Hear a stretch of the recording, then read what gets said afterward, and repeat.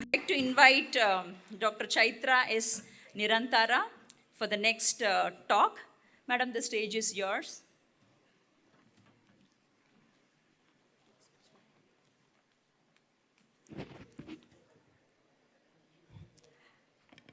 Cancer cervix is one of the commonest gynecological cancers, and when Madam called me, I was wondering, gene therapy, I need to know more about that, but yes, becomes very essential because it's still a challenge. We all know that there's a beautiful screening methodology, we know what is the cause, we know that there are a lot of new medication. We started with single drug, we started involving more than 2 drugs to prevent the resistance which they develop. So very briefly, I will want to correlate a little bit about cancer cervix and how exactly is the gene therapy or immunotherapy going to be the next big thing. Like how in most of my talks I keep telling, like AI, we have the immunomodulation, the immunotherapy and the genetic therapy, which is going to be the big next thing for dreaded conditions. So next slide please. Next slide. So as we all know, it's extremely simple. When it sounds really simple that you have to identify the mutated genes, you need to create a clone of a normal gene and then identify the target tissue and then incorporate that into the specific tissue which needs to be corrected. Now, cancer cervix as such can be because of a mutation of the DNA, or it could be because of a dreaded virus called the HPV. Second thing, the reasons for it are multiple: exposure to carcinogens. It could be because of virus. It could be epigenetic factors or activation of these, prevention of these oncogenic inactivation of tumor suppressor genes. Next slide, please. Next slide, please. So the main, right now for the therapy of cancer, we use the immunotherapy, the oncolytic virotherapy, as well as the gene therapy. The next slide, please. So here, immunotherapy is extensively used in lung CA, particularly when the viral particles are, it stimulates the immune system to produce cells to destroy the cancerous cells. Next. The oncolytic, which is more so used in metastatic cancer, which is involving multiple organs away from the primary cancerous sites. Next. The gene transfer, mainly used for solid tumors. This is wherein the new gene is introduced into the cancerous cells, are also surrounding it to reduce the speed of the growth of the cells or also cause the increased apoptosis of a particularly mutated cell. Next. So some of the therapeutic approaches would be, in leukemia and lymphoma, it was one of the earliest which was detected, especially for childhood cancer, where it is deriving the CAR into recognizing the antigen of a particular cancerous cell. And that is going to facilitate the tumor cells recognition and formation of the activation of the T cells, which kills the tumor cells. The next one is head and neck. Head and neck cancer, this is where there is restoration of the function of the P53. Next. And malignant glioma, this is where in the drug is going to get into its active form. So where we use the human simplex virus is going to be used to convert the pro-drug, the inactive form, into the active form of the drug, which is mainly used for hepatic CA as well. Now, my topic, 2022 found that there are close to 10 million cancer-related deaths due to cancer cervix, and more so in the low and the middle income countries. And globally, 36 countries have a high death rate because of this, and India, unfortunately, is one among the three. After the Africa and Latin America, we stand third. Next. So human simplex virus, human papilloma virus. Human papilloma virus is, again, the most common cause of cancer cervix, and particularly type 16 and 18.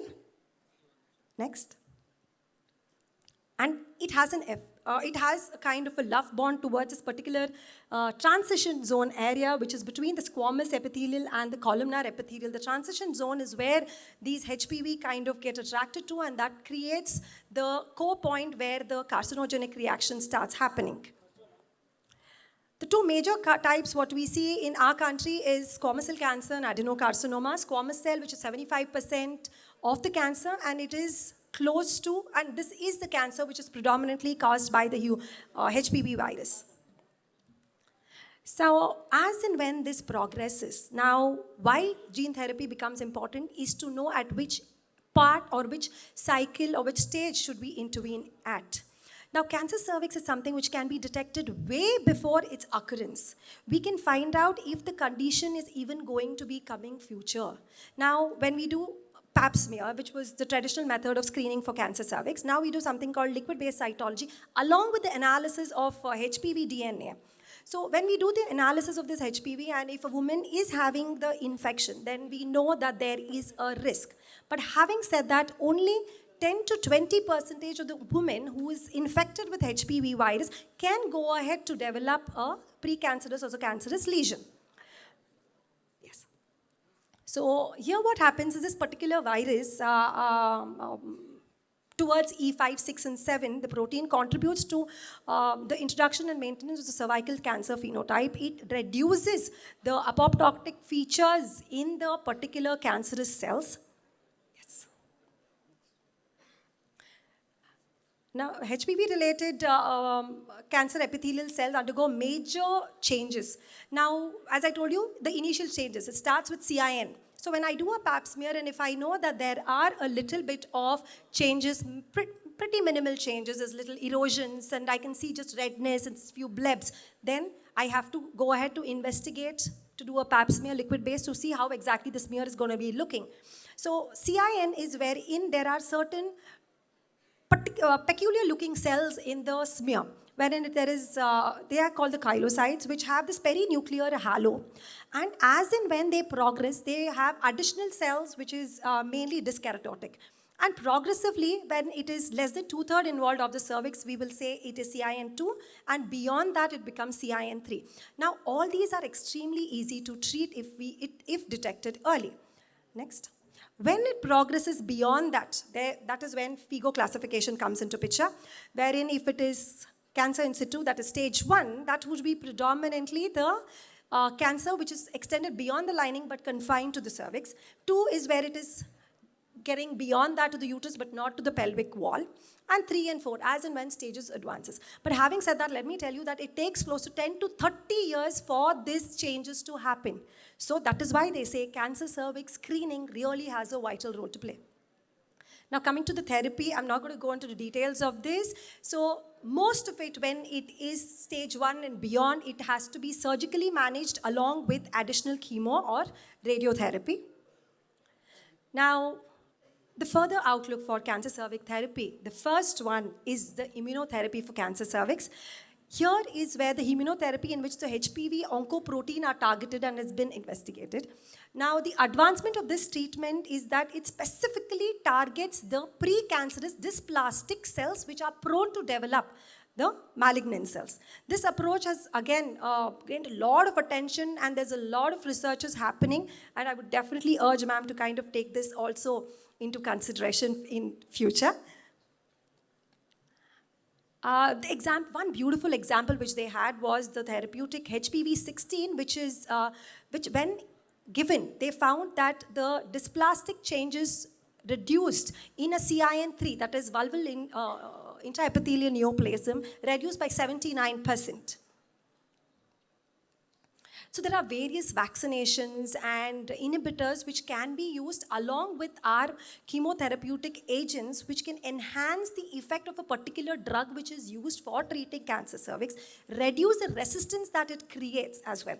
The second of which, after immunotherapy, would be the genetical approach for treating cancer cervix. The top one, which is very well known in today's world, is the CRISPR or the Cas9 in the cancer cervix, wherein to remove a particular gene of interest, where it is removed from a particular gene, and this achieves by the Cas9 nuclease, after which the DNA breaks to repair by a non-homologous end joining. Next one would be the RNA interferon, which is again gaining a lot of importance in this research centers.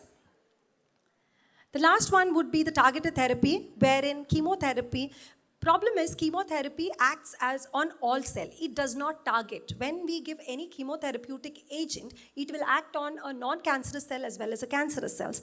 Though the horrid side effects associated with it could be anemia, alopecia, that can be reduced by utilizing gene therapy to more so make it more specific to attack the pre-cancerous cells or the cells which is already infected by the virus, as well as having dysplastic features.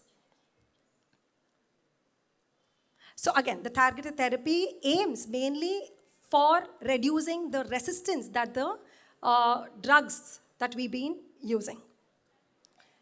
This is a study which I found, and it was really interesting, where they found that cancer cervix gene therapy by using the polyethyl glycol and the polylactic acid, when this was particularly used when the chemical was created by mixing it with fast, so they had only a nucleoprotein, nanoprotein, as well as something which was, say, added on. So here they found that they had a very good outcome when it was seen the one which was associated with FA had a better outcome when compared to the plain nano. Yet another, the last study which I have, the last study which I have is the targeted gene delivery therapy for cancer cervix, which is very extensively followed and it is still under research, wherein the patient with advanced or recurrent cancer cervix who have poorer prognosis. Once it is beyond the uterus, it definitely has a poor prognosis, and hence the novel therapeutic modification is what is required. So again, specifically the cervical cancer malignant cells can be targeted. It's very similar to what I have already said. Just to conclude, cancer cervix poses a lot of burden in our country even today. It still is it's in the top 4 cancers in women and the leading causes of death in women in our country even today. So it becomes very essential that we have to make sure that the HPV vaccine is being taken or the screening methodology is followed, and urging the team to kind of look into more researches where gene therapy can be included in our particular field as well, so we can enhance the efficacy of the particular medication we are using and also reduce the horrendous side effects. Thank you so much.